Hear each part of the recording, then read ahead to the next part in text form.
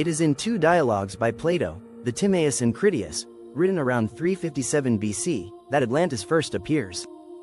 Solon, the Athenian legislator of the 6th century BC, is said to have received the confidences of an Egyptian priest who told him that 9,000 years ago, beyond the Strait of Gibraltar, there existed an island larger than Libya and Asia combined, Atlantis, where kings had formed a great and marvelous empire.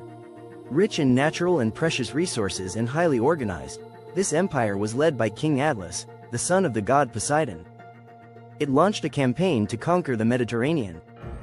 A war then broke out with Athens, the only power capable of stopping this expansion. However, an earthquake and a tidal wave caused the island to disappear in a day and a night, swallowed by the sea. Plato presents this story as true and worthy of belief. Yet in antiquity, it did not gain much traction, it was rarely revisited, and Aristotle himself, despite being a student of Plato, was quite skeptical. Interest in the 1960s in the Minoan civilization, which developed on Crete, provided scientific support for the Atlantis hypothesis. Atlantis was no longer just a tale known to scholars or viewed merely as a myth to legitimize dreams of empire. However, the story was revitalized in the late 19th century, gaining popularity through esoteric movements and enthusiasts of mystery. It also inspired literature. Jules Verne even included it in 20,000 Leagues Under the Sea, set in the Atlantic Ocean. As a supposed cradle of civilization, it sparked great fascination. The search for Atlantis and the speculations about its location never ceased.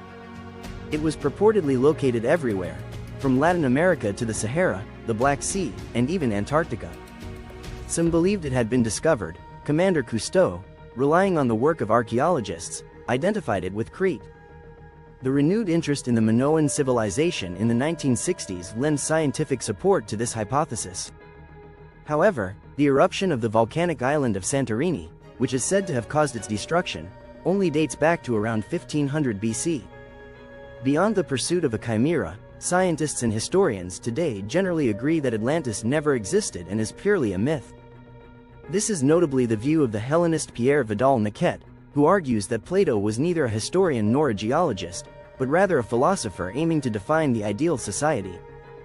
Through this allegory, he sought to impart a civic lesson to the Athenians by denouncing the failings of an ideal society that, corrupted by mercantilism, imperialism, and wealth, ultimately faces punishment.